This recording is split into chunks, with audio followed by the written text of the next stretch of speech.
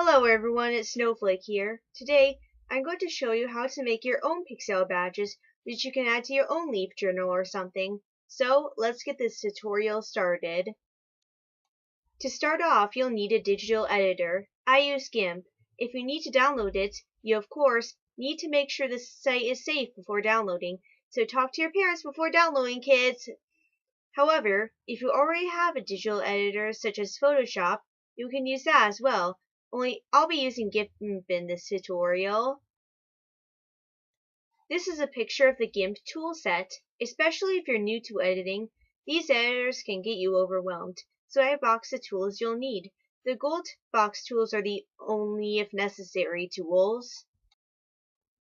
I also have links to badge templates in the description. To start making your badges, you simply paste the template on your editor. I mostly use the super badge template, but if you're creating a badge set, which I'll get to later, you'll be using all 4 of the templates I have. If you want to, you can use these badge templates to create your own.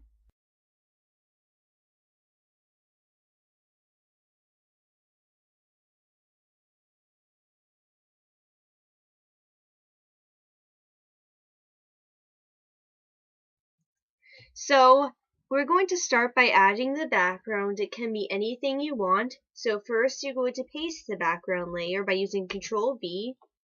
Yeah, this is my background. I'm going to double click the flowing section thing, and I'm just going to name it background. So yeah, as you can see, it's too big. So what I'm going to do is lower the layer opacity so you can see the badge.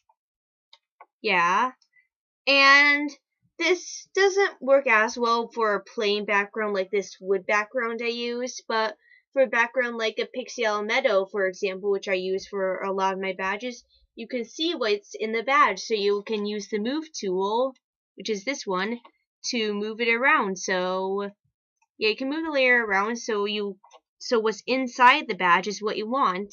Now we're going to erase everything that's not in the badge.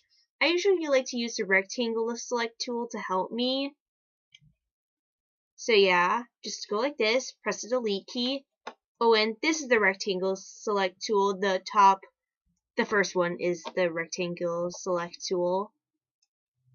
So I basically do that. Then I just use the normal erase tool to erase the rest. Select none. The eraser is the normal erase tool, and you can change the cursor size if you want.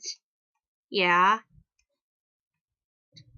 So if you feel like you've erased enough, you can set your opacity back to 100, and as you can see, it's not perfect, so I'm still going to do some erasing. And if you made a mistake, you can click edit and click the undo button at the top. Yeah, so yeah, I got my background.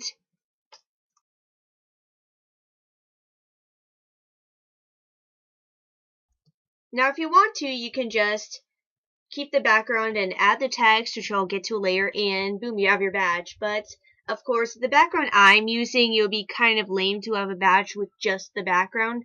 So I'm adding a few objects. You can add as many objects in the badge as you like. And I'm adding this tower of cupcakes. So you just paste the objects like you did with the background. And I want it to be bigger, so I'm just going to use the scale tool to make it bigger. So, because there's a background, I'm going to use the fuzzy select tool, which is the wand, and just click here and press the delete key. Yeah. You don't have to do this for every object, but for some you do. And for some it's easier than others. Alternatively, you can just select everything with the free select tool, which is basically where you just select it using this method. It might be hard to see because it's small to work with, but you can just use the magnifying glass to zoom in on it so it's easier to work with.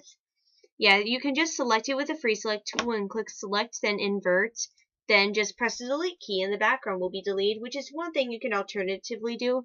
However, I find the fuzzy select tool to be a little bit easier, but depends on which object you're using, because sometimes the fuzzy select tool might accidentally erase part of the object, which isn't good because you need it.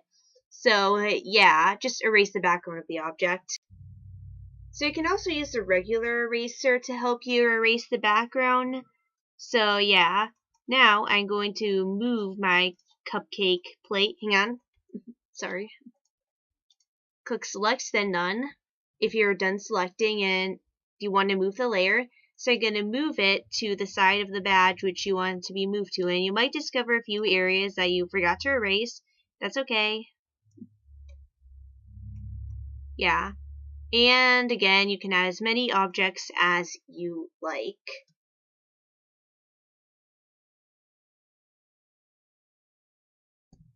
So for the text, I go to the text tool. You can use any font you want for the text. I usually use Sans, which is the default font for GIMP, I mean. So in the top, I'm going to type in the badge title. Yeah. And then I just shade it in, and I change the size to around a 25 or 26 or 27. Yeah, depending on what size you like. So yeah, now I'm going to create a new text layer just by clicking on the text tool and clicking on a different area. And now I type in how you earn the badge. So I usually just use the default font size 18 for it.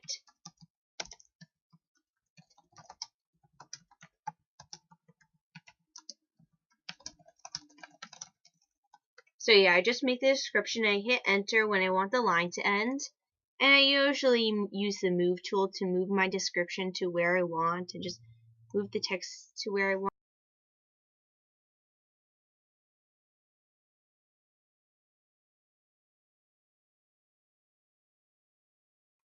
One example of a badge set is the gathering and minigame badges. There's the easy to earn gathering badge of a certain ingredient or scoring a certain number of points, and the badges progressively get harder.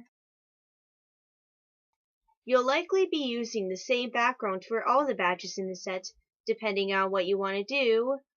There are 2 round templates and 2 triangular. When you make your super badge, you can copy and paste the background from the first one, and you'll do the same for the triangular badges.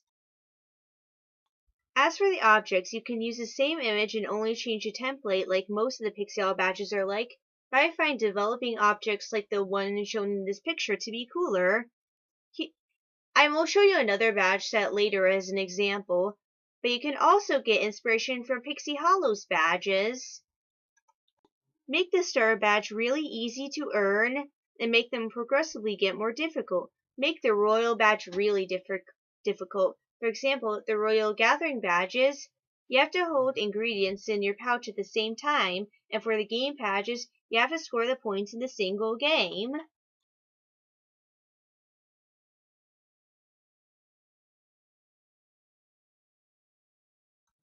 The first technique is the glow. I used it in a lot of my edits, but it wasn't my original idea.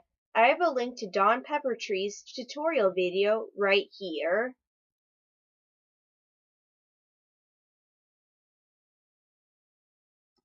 Now, to change the color of your badge, you use the template layer, and I'm going to use the free select tool, and this is a little demonstration on how this tool works. So you're basically supposed to select the badge,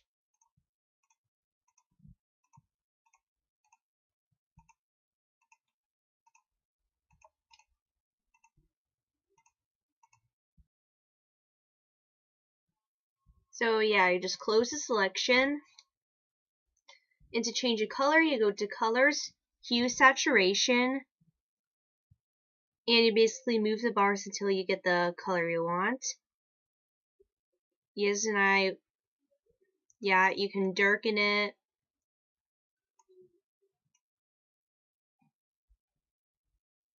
Yeah, this is just a random color I just came up with, but you can just move the bars. But yeah, the inside will change, but I don't really consider that part important because you're going to add a background to it. So yeah, that's how you change the color. Thanks for watching this video. If you have any questions, please ask me.